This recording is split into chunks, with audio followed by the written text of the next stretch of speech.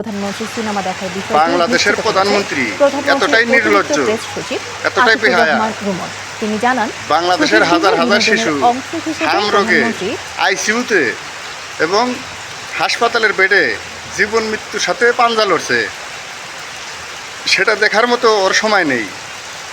সবাই ওনাকে খাম্বা তারেক বলে, কিন্তু আমি খাম্বা তারেক বলবো না, কারণ ইনি একজন প্রধানমন্ত্রী। আমি বলবো টাকলা তারেক।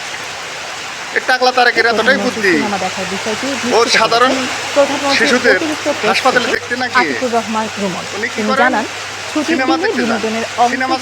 প্রধানমন্ত্রী আমাদের এক একটি কৃষক কার্ড এবং এক একটি ফ্যামিলি কার্ডে আমরা রেখেছি কৃষক কার্ড যারা পাবেন সেই সকল কৃষক ২৫০০ টাকা পাবেন বছরে, এবং ফ্যামিলি কার্ডে যারা পাবেন তারা সে সকল নারী প্রতি মাসে ২৫০০ টাকা পাবেন। যেমন একজন নারী যখন সেই টাকাটি পাবেন, উনি যদি একটি মুদির দোকানে গিয়ে সদাই করেন, এরকম উনার আশেপাশে যারা সেটি পাবেন, আরও যে সকল পরিবার, আরও যে সকল নারী পাবেন, তারা সকলে যখন ওই মুদির দোকানে যাবেন, স্বাভাবিক সেই মুদির দোকানের সেল বাড়বে।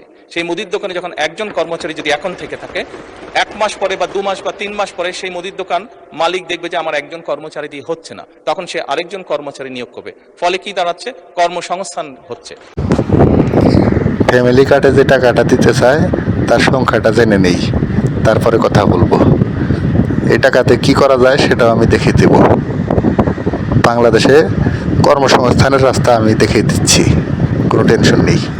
আবার বলছেন ২৫০০ করে টাকা এনে দিবেন সাধারণ মানুষকে। এই সাধারণ মানুষ ২৫০০ টাকা পাবে, মুদির দোকানে বাজার করবে। সেই টাকায় যখন মুদির দোকানদার দেখবে যে অনেক বিক্রি হচ্ছে, তখন একজন লোক রেখে দেবে। কেরে শালা, তুই কি গোবর খাস নাকি? হ্যাঁ, প্রধানমন্ত্রী টাকলা, তুই কি গোবর খাস নাকি? মুদির দোকান থেকে কর্ম খুঁজে নিতে হবে।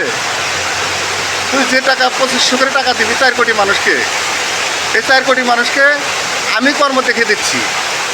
৪ কোটি মানুষের যে টাকা হবে, প্রতিটা বেকার যুবকের পিছনে যদি তুই ৩ লাখ করে টাকা খরচা করিস, তাহলে প্রতি মাসে ৩৩,৩৩,৩৩ জন মানুষকে বিদেশে চাকরির সুযোগ করে দেওয়া, বিদেশে চাকরির সুযোগ করে দেওয়ার মতো ক্ষমতা আছে।